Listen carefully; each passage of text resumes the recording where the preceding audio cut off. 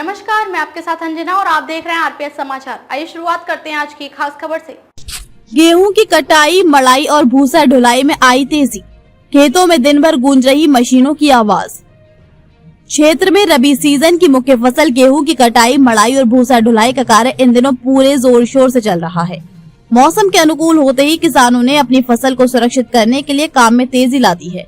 गाँव के खेतों में सुबह से लेकर देर शाम तक ट्रैक्टर, थ्रेशर और हार्वेस्टर मशीनों की आवाजें लगातार सुनाई दे रही हैं, जिससे पूरे क्षेत्र में कृषि गतिविधियों की रौनक साफ दिखाई दे रही है। मौसम साफ होते ही बड़ी रफ्तार। पिछले दिनों आंधी और हल्की बारिश के कारण किसानों की चिंता बढ़ गई थी, क्योंकि तैयार खड़ी फसल के खराब होने का खतरा मंडरा रहा था।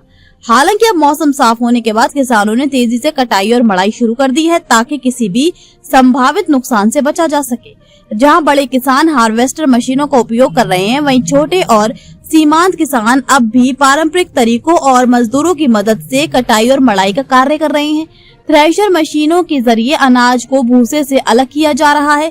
खेतों और खलिहानों में मजदूरों की भी अच्छी खासी मांग बनी हुई है। भूसा ढुलाई का कार्य भी तेज। कटाई और मड़ाई के साथ साथ भूसा ढुलाई का काम भी तेजी से चल रहा है। किसान ट्रैक्टर ट्रॉली में भूसा भरकर उसे सुरक्षित स्थानों पर पहुंचा रहे हैं।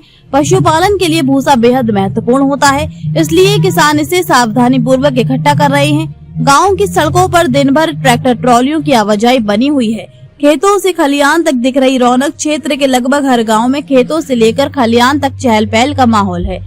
परिवार के सभी सदस्य इस कार्य में सहयोग कर रहे हैं। महिलाएं भी खेतों में पहुंचकर गेहूं की सफाई और बोरों में भरने जैसे कामों में हाथ बटा रही हैं। किसानों को बेहतर उत्पादन की उम्मीद।